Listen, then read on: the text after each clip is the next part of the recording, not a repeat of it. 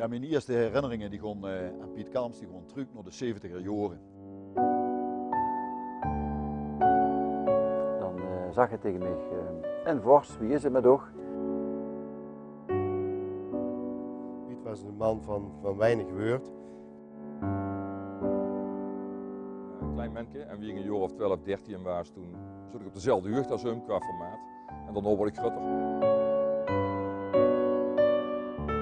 Ja, toen ik bij de commissie PNP kwam, toen was mijn contact met Piet langzaam wordt het opgebouwd. Maar dat was vooral telefonisch. Als ik weer een adverteerder had die hier een nieuwe advertentie getekend had voor in de Treut, ja, dan belde ik Piet op en die regelde alles verder met de mensen.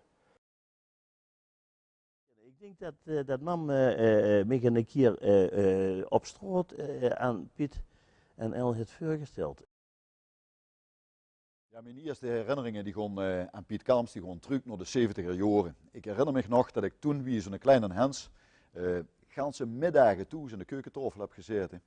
En we hadden dus een grote tafel staan. En ik had net met Sinterklaas had ik een sketchograaf gekregen. Zo'n sketchograaf, dat was zo'n kunststof ding en daar kon ze tekeningen mee kopiëren. In die tijd was ik dus nog in wezen toch nog altijd in de sneuzel.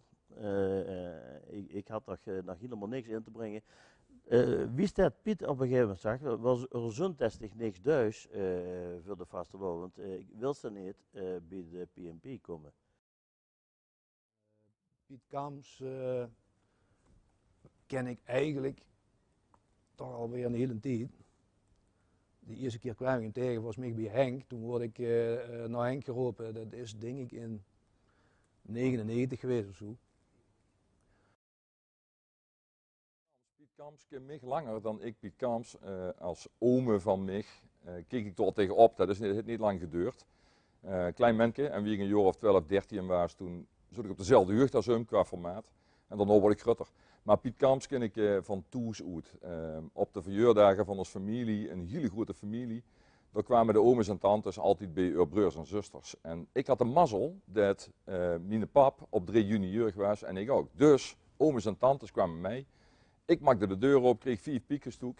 En dan had ik een fantastische verjaardag. En dan was ik een van de weinige kinderen, neefjes, nichtjes, die dat meemaakten. Ja, wie ik Piet leerde kennen, zag ik eigenlijk een man die heel lachte, die optimistisch was en zeer positief was. En langzamerhand, wie ik hem dukker sprak en tegenkwam, zag ik eigenlijk wie bijzonder de man was. Bijzonder omdat hij zeer talentvol was, maar aan de andere kant ook heel erg bescheiden. En ik had dus een grote stapel met grammofoonplaten, met de hoezen van grammofoonplaten op de tafel liggen. En dat waren allemaal de tekeningen van Piet Kalms. En die tekeningen, zo wie die man kon tekenen, zo wil ik als kind ook hier kunnen tekenen. Dat is me nooit gelukt. Maar met die sketchograaf kostte dat dan toch een klein beetje dat gevoel krijgen. Om die tekeningen te beleven wie die man dat gemaakt had. Mijn beste vriend Michel was de zoon van Piet. En wie we bij Urtoes waren op dinsdagavond, dan wordt er heel druk gesteggeld over wat er die week daarna in de E3 moest komen bij het krantenkopje. Van vroeger, wie de tekeningen in de E3 had staan, en die knipte ik al uit, die heb ik nog steeds in een plekboek. Er moest een fantastische tekening weer gemaakt en er moest een tekst bij en dat was de kracht van Pietje. Maar af en toe dan worstelde hij er een beetje mee. En ene keer kan ik me nog heel goed herinneren dat de Heineken-fabrieken in de fik zijn gevlogen. Ik weet niet meer precies waar ze logen, maar er waren een gigantische brand uitgebroken. En dat was iets voor Piet. Daar moest een tekening van weer gemaakt. Maar wat moest er nou bij? En uiteindelijk kwam Michel erop van wat is toch chic dat er brand is bij Heineken. En dan het logo van Brandbeer in die tekening verwerkt. Met een brouwer die naar buiten kan brennen. Ik kan me nog veel voorstellen. Een brouwer die naar buiten kan brennen en die schreef dan in zo'n ballonke, zo'n tekstballonke, brand! En dat was het logo van Brandbeer. Fantastisch. En zo herinner ik me gewoon Piet. Het was iedere keer eigenlijk het probleem wat we dus altijd hebben. Er leed iets en er moet iets bij getekend worden, een stukje tekst, er moet simpelweg een tekening bij komen en dan wil het kwartje maar niet vallen en dan kost het tot op het allerlaatste moment kost het aan het uitstellen blijven, want Piet zegt dan altijd, ja in de zomer dan heb ik tijd zat, dan heb ik geen inspiratie. Dus ik denk dat het een stukje zelfbescherming was, dat het met inspiratie niks te doen had, want de man was een bron van inspiratie. En dat resulteerde in tekeningen die ik me als kleine jong al kon herinneren, waar heel weinig woord bij waren, maar waar heel veel humor in zat. Dit dreef gewoon uit de pen op papier in de vorm van een tekening. Ik was dan helemaal gefascineerd, vooral door de hand in die tekeningen. De hand in de tekeningen van Piet Kalms. Die man die kost handtekenen, wie nemen ze anders dat kost? Dat waren van die, mocht je maar eens op letten, van die boerenknuisten. Van die stevige boerenhand. En dat heb ik geprobeerd, is me nooit gelukt. Maar de tekeningen van Piet Kalms, ja, die hebben me altijd op de een of andere manier in een hele positieve, joeksige stemming gebracht. Het hele aparte in de tekeningen van Piet is dat ieder figuurke, ieder persoon die daar afgebeeld wordt, is een karikatuur en het ziet ze aan zijn gezicht wat ermee bedoeld wordt. Of hij koord is, of lachend is, of boosaardig kijkt. Ieder kapje heeft zijn eigen karakter. Dat is wel erg typerend voor de tekeningen van Piet al. Nog een andere kleine anekdote is dat we zomers altijd uitkeken als ze op vakantie gingen. Dat Pietje een aanzichtkaart maakte en door zijn eigen tekeningsgezin verwerkte. Waar ze lieten zien met de caravan en de Fort Granada hadden, geloof ik. Wie ze door de Oostenrijkse of de Italiaanse Alpen scheuren waren. En die tekeningen en die aanzichtkaarten, fantastisch. Ik ben er heel erg, ik heb er met heel erg genoegen op druk wie dat gewoon is. Zit hij van Schoten, heel lang gezegd, maak maar wat leuks over band. Of Leen Verband, hij zegt, doe dit jaar maar eens wat over Heringslei. Ik zeg, en dat is de 31ste al. Hij had er dus 31 keer een inval gehad over Heringslei. Of over verzekeringen, die komen met de neusgeetjes uit ondertussen. Als er nu nog een keer een verzekeringsman komt, dan mag ik er niet aan zijn tekening meer voor. Ik wil niet meer. Maar dat was een woord wat Piet eigenlijk Gerrit niet in zijn eigen vocabulaire had staan. Want hij kon geen nee zeggen. Die man heeft dus altijd geslikt en gezegd van nou ja, vooruit, ene keer dan nog. Wetende dat dat niet de ene keer zou blijven. Jaarlijks hadden we dan het verzoek of we de tekening wilden maken van het racepan en van met name de hoergeit. En dan belde ik hem op en meteen als ik hem had gebeld, dan zag hij tegen mij, en Vors, wie is het met toch? Ik zeg, ja Piet, maar daar gaat het nog even niet over. De wist dat ik tegen even wil vragen om toch weer die mooie tekening te maken en het ontwerp voor de medaille van de nieuwe hoergeit. Ja, geweldig zitten, wees het. Dat zeg ik ook pas als we door op bezoek zien. Enfin, dan spoken we af, 's avonds om door naartoe te gaan. En dan kwam ik met de auto langs. Ik liet hem instappen. Ja, en dat vond er maar niks dat ik de deur openmaakte. Nee, ik kroep er wel in. Maar goed, dat was een beetje toch ook de gewoonte van mij. Om hem ook met alle respect en egaars te behandelen die ik vind zo'n magnifieke, mooie man, kunstenaar toekomt. Er is me gevraagd geworden door de PNP-commissie, wat is nou de tekening die voor dich echt verbonden is, één op één met Piet Kalms. En dat is wat mij betreft eigenlijk de grammofoonplaat Hoes, waar hij het ontwerp heeft gemaakt uit 1977. Vastelovend samen, dat is zo'n stad Hoes met Fluas en Guntruid erachter. Dat vind ik zo'n markante tekening. Ja, wat mij betreft, we zien nu een prachtig nieuw gemeentekantoor aan bouwen. Als het dan heeft over een Venlo's gemeentekantoor, als je binnenkomt, dat is de tekening. Die mag wat mij betreft goed ergens tegen de moor aanhangen.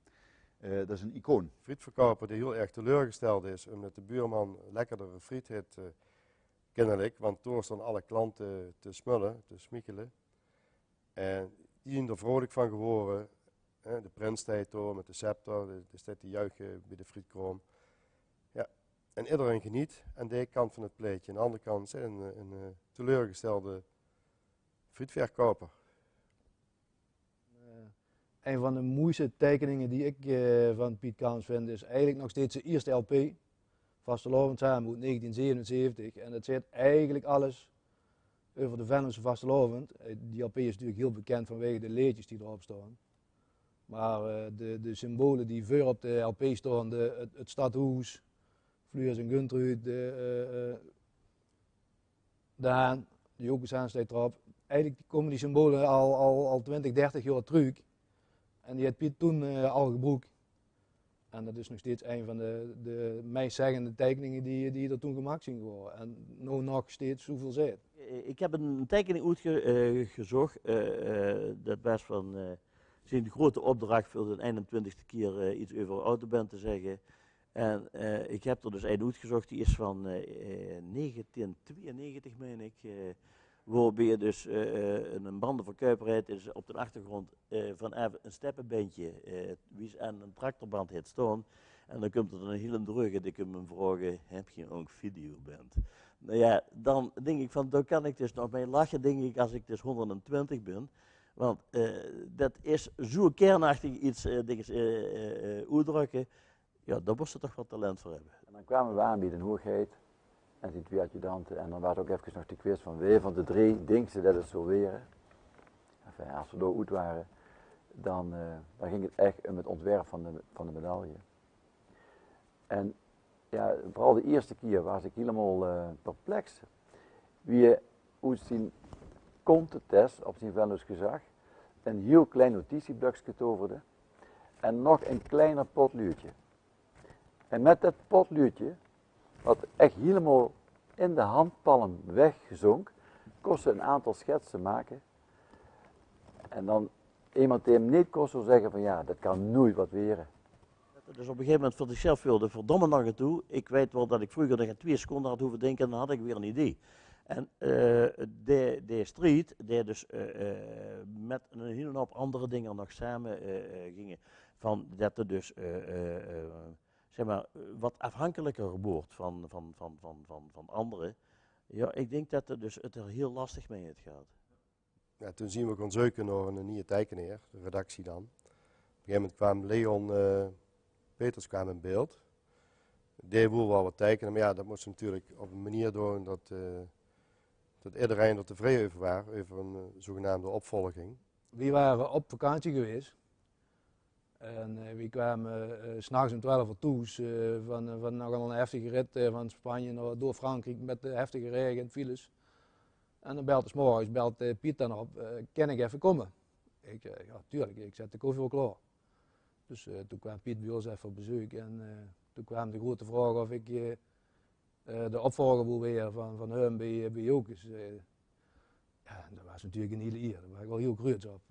En zeker dat Piet mij dat kwam vragen. De ervaringen zien dat ik op een gegeven moment tegen Piet heb gezegd, zeg, als ik zei, als man van het vak van, hij kent het, zeg, dan is het voor mij goed. Ja, dat is eigenlijk ja, heel vloeiend gegaan. Hij maakt de tekeningen, ik maak de tekeningen. En als ze achteraf kijkt, ja goed, dan doen ze wel dingen. Hij wordt wat ouder, maar op dat moment doen ze die niet zo. Ja, toen is gevraagd om het over te nemen en dan vloeit ze er langzaam in. En op een gegeven moment maakt ze samen een kaaf en dan neemt ze dat ook over. Maar als ze later nog pas trucjes zijn en dan doen ze het beelden van Piet dat er wat ouder wordt en zo'n dingen. En dan, ja goed, dat hoort erbij en dan stuur ik zund. Piet was een man van weinig woord. Hij kon wel zeer treffende komische opmerkingen maken tijdens een vergadering. Dat hij wel leuk. Hij was wel aanwezig. Dat is het kenmerk van de man, die dus als ze wat zag, dan was dat al een uitzondering. Maar als ze dan wat zag, dan zag je meestal in 3 woorden, waar een andere in 15 delen niet kent uitdrukken. En was ze dan toch op zijn allerminst over me glimlachen of vol over kost lachen. Ja, Piet was een hele rustige, leven man. En eigenlijk, wie zijn humor was, totaal niet. Kijk, tegenwoordig is er heel veel ook satirische humor en kwetsende humor. Dat was dus Piet totaal niet. Piet zijn humor was altijd vriendelijk, open. En zo was Piet zelf ook. Een vriendelijke man, altijd een kwinkslag. In normale gesprekken had hij altijd wel een kwinkslag. En eigenlijk een van de eerste keer dat ik hem tegenkwam, was eigenlijk in de kroeg.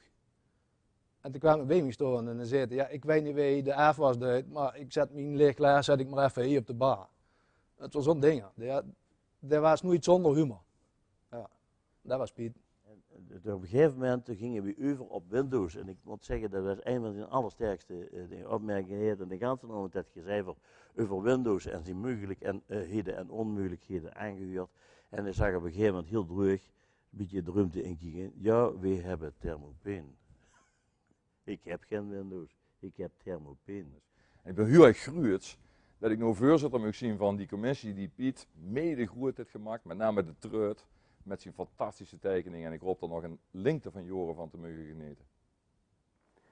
En dat zult ze eigenlijk aan de buitenkant van zo'n gewone Venloneer niet zeggen. Maar dat was geen gewone Venloneer. Het was echt een hele bijzondere, leven, sympathieke en zeer talentvolle man die we in Jokers gelederen hadden. Ik heb jaren later als voorzitter van de PNP-commissie heb ik Piet Kalms mogen leren kennen in een ganz andere hoedanigheid. In eerste instantie was dat meneer Kalms voor mij, want ik had een diep respect voor die man. En dat heb ik nog steeds. En dan zei hij van, zeg maar Piet. En hij was natuurlijk al op wat oudere leeftijd, maar hij kwam altijd trouw naar de vergaderingen op de woensdagen, eindelijk keer in de maand van de PNP-commissie. En dan zat hij aan de tafel en dan zag je niet zo heel erg veel. Als hij niet zag, dan was het ook echt altijd de spijker op zijn kop. Spijker op zijn kierbus, wie moet dat dan zeggen. Ik denk dat ik namens iedereen spreek dat we heel erg blij zijn dat we hier in Venlo hebben gehad. Voor die tekeningen die gewoon voor de eeuwigheid bewaard blijven. En het mooie, de karakteristieken van de tekeningen van Piet Kalms is dat het niet alleen treffend kost tekenen, maar hij wees ook perfect de clue door beter verzinnen. En juist die clue, die menigeen, de glimlach op het gezicht getoverd. En ja, Piet die was stil, maar die fonkelende uigsjes, die pretuigsjes, zijn gevul voor humor, zijn creativiteit, die zullen me altijd bijblijven. En in de rondvraag, dan had iedereen altijd wel iets te teuten, iets te neulen, iets te moelen. En dan kwam weer Piet en zei van, heb je nog iets voor de rondvraag? Ze zei, nee, was goed zo. En dan begon ze te lachen en daarna dronken we een glas bier en dan was het goed. En de maand daarna keken we er weer naar uit om elkaar weer te treffen. Ik heb hele fijne herinneringen aan Piet. Als kind en later, wie ik hem als voorzitter van de PNP-commissie heb mogen leren kennen. Een fijne mens.